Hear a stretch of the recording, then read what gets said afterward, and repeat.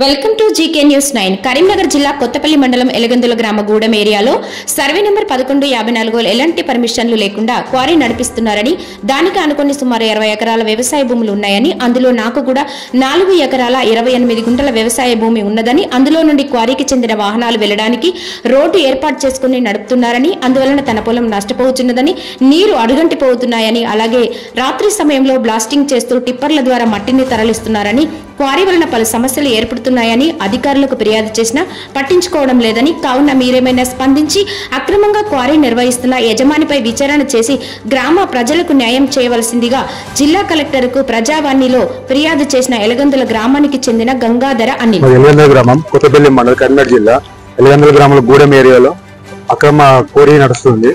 అలా మట్టి తవ్వకాల వలన మా బ్లాస్టింగ్ల వలన మా పంట పొలం నష్టపోతున్నాం.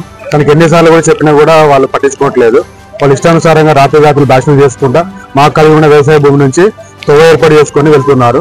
కానీ ఎన్నిసార్లు అడ్డుకునే ప్రయత్నం చేసినా కూడా బెదిరింపు దిగుతున్నారు. చంపుతాను కూడా బెదిరిస్తున్నారు. మైనింగ్ శాఖకు అధికారులు అంత ముందు కలెక్టర్ వారికి కూడా చేశాం. అప్పుడు ఇప్పటికే రియాక్షన్ ఒకసారి వచ్చి చూసేలేదు. కానీ ఇప్పుడు మా హద్దుల వరకు వచ్చి మట్టి తవ్వకలు చేస్తున్నారు. మాకున్న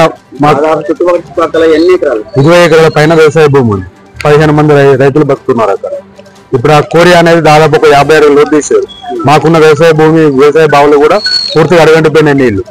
మాకు బోర్ బావులు బ్లాస్టింగ్ వల్ల కూలిపోతున్నాయి. ఇట్లా ఎన్నోసార్లు రిపేర్ చేసుకున్నాం. మేము వాళ్ళకి ఎన్నోసార్లు చెప్పినాం కొంచెం దూరం తీయని అని చెప్పినా కూడా వాళ్ళు పట్టించుకోవట్లేదు. దానికి ఇండ్లు ఏం లేవు, ఓన్లీ వ్యవసాయ భూములు.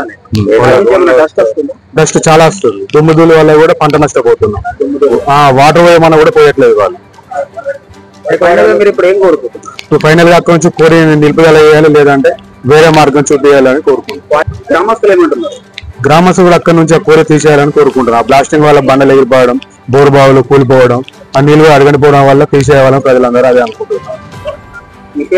గంగాధర్ అనిల్ కుమార్. ఈ వీడియో మీకు నచ్చినట్లయితే లైక్ బటన్ క్లిక్ చేయండి. మరిన్ని వీడియోలను పొందడానికి దయచేసి సబ్స్క్రైబ్ చేయండి.